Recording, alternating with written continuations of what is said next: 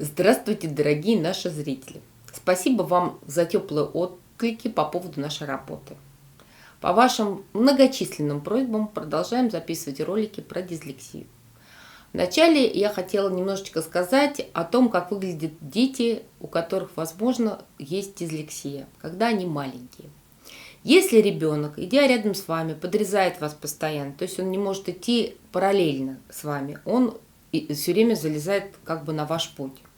Если ребенок едет на самокате и таким же образом все время вас подрезает, то это большой звоночек такой к тому, что, возможно, есть дислексия. С чем это связано? Дело в том, что периферическое внимание у дислектиков очень ограниченное. Они как будто ходят все время в шорах и видят только то, что впереди.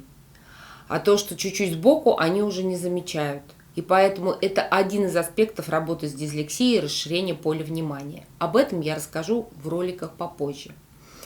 Если ваш ребенок не может качаться на качелях, прыгать через скакалку, ездить на велосипеде, то это тоже один из симптомов дислексии. Если ему трудно завязывать шнурки, ему трудно одеваться, то есть он путает порядок действий при одевании, то это тоже звоночек про дислексию. Вот если у вас есть такие симптомы, вы можете обратиться и проконсультироваться со специалистом, есть ли дислексия или нет дислексии. Все-таки, если у вас есть подозрение, что у ребенка дислексия, вы увидели у него эти симптомы, тогда мы очень сильно рекомендуем учить его только по моей методике. Дело в том, что она составлена на детях как раз с проблемой дислексии, хотя по ней выучились читать дети, у которых нет дислексии. Итак, еще раз повторю, методика состоит из букваря, карточек и рабочих тетрадей. О том, как с этим работать, рассказано в наших роликах «Работа с букварем». Хочу рассказать вам, как работать с дислексией. В предыдущем ролике мы рассказывали, чтобы для того, чтобы победить дислексию, нужно делать буквы из пластилина. Подходит пластилин фирмы Кохинор, желательно белого цвета. Он очень долго сохраняет форму, он не сохнет, и с ним очень удобно работать. Хорошо, если у вас есть буквы. Лучше всего, конечно, буквы там деревянные, из фанеры сделанные или пластиковые. Для работы вам понадобится еще обязательно алфавит, чтобы как образец, потому что дети не помнят, как выглядят буквы. Обязательно нужны карточки. Не обязательно эти, а любые карточки, на которых есть картинка плюс слово. Дело в том, что такой способ картинка плюс слово сразу учит ребенка запоминать образами. Наш ролик не только для детей, у которых есть дислексия, а для любых детей и родителей, которые хотят поставить грамотность своим детям. Дело все в том, что в школе ошибочно считают, что грамотность зависит от слухо-речевой памяти. На самом деле попробуйте проговаривать слова и попробуйте написать их грамотно. Дело в том, что мы можем один раз сказать «молоко», другой раз «молоко», третий «молако» и написать слово 4 возможными способами. И только один из них будет грамотный. Если мы сразу приучаем детей фотографировать слова, запоминать слово и потом воспроизводить его из зрительной памяти, такие дети пишут абсолютно грамотно. Поэтому следующее упражнение подходит как для детей с дислексией, так и для просто обычных школьников, которые хотят писать грамотно. Для начала мы берем карточки. Вот ребенок у вас уже выучил буквы, он уже читает как-то, да, и вам нужно ускорять темп чтения. Тут подойдут слова, которые лучше всего взять сначала слова, которые состоят из 3 букв. Мы показываем ребенку карточку и убираем ее. И просим его по буквам произнести это слово. Другую карточку показываем, убираем, просим по буквам произнести это слово. И так тренируемся сначала с 3-буквенными словами, потом 4-буквенными, потом 5-буквенными. Если ребенок начинает делать это очень быстро, мы просто показываем прям быстро-быстро и убираем карточку. Ребенок по буквам называет слово. Итак, ваш ребенок начал читать. Еще раз повторю, что для дислектика единственным способом чтения, который он хорошо осваивает, это побуквенное чтение. И в нашем букваре приведены специальные таблички, как научить ребенка читать по буквам. Если у вас нет букваря, а вы все равно хотите ускорять чтение, то можно таким же образом делать слова. Да? То есть мы по прибавлением одной буквки делаем пирамидку. И ребенок читает.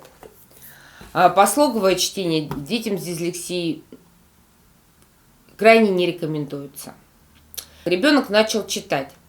Что же нам сделать для того, чтобы убыстрить чтение? Для начала мы берем таблички из 2 букв и читаем таблички двухбуквенные.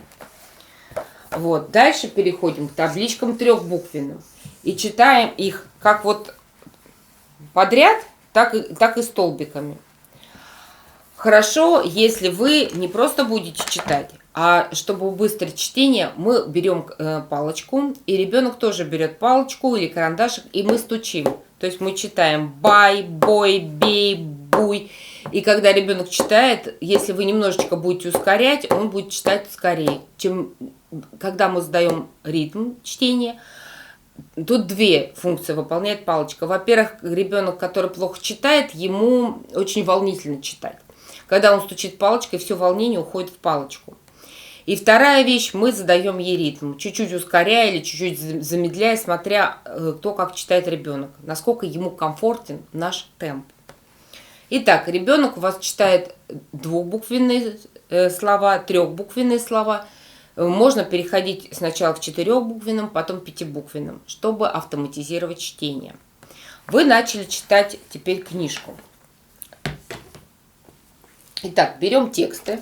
Здесь текст не очень подходящий, потому что он написан по слогам. Лучше всего, когда текст однородный.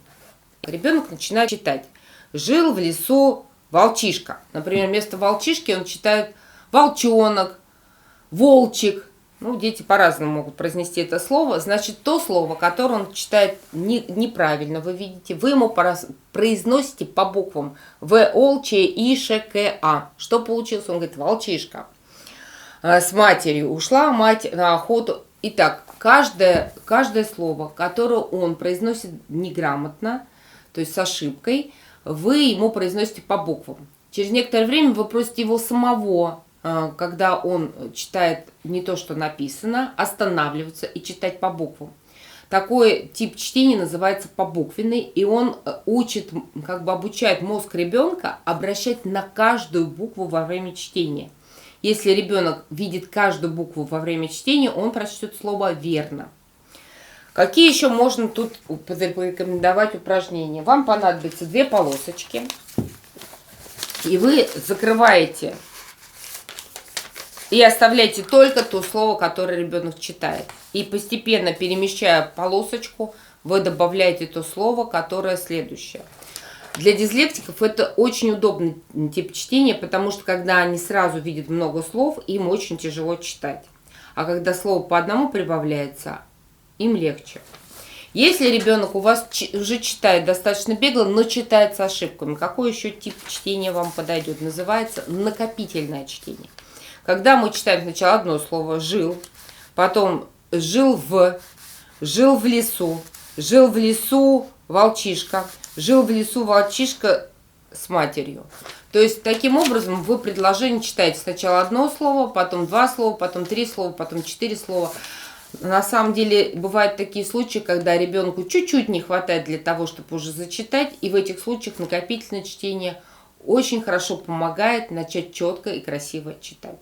Сегодня мы рассказали вам о приемах автоматизации чтения, о приемах ускорения чтения. О других упражнениях мы расскажем в следующем ролике. Подписывайтесь на наш канал, ставьте лайки, смотрите, и мы расскажем вам о многих фокусах, о многих приемах, как работать с дислексией. Спасибо за внимание.